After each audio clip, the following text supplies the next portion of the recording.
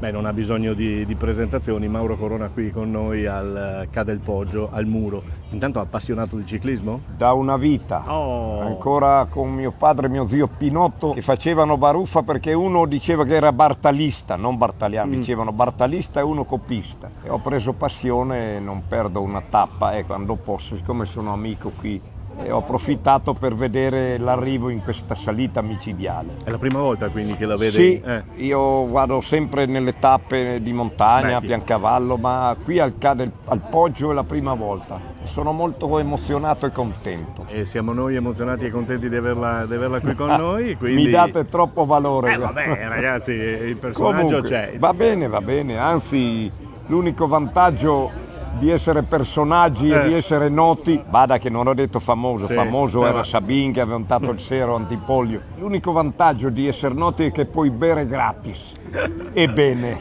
Allora io la lascio perché mi hanno detto che qui di dietro si può fare. Grazie, Grazie ciao. a te, Grazie a ciao. voi. Grazie.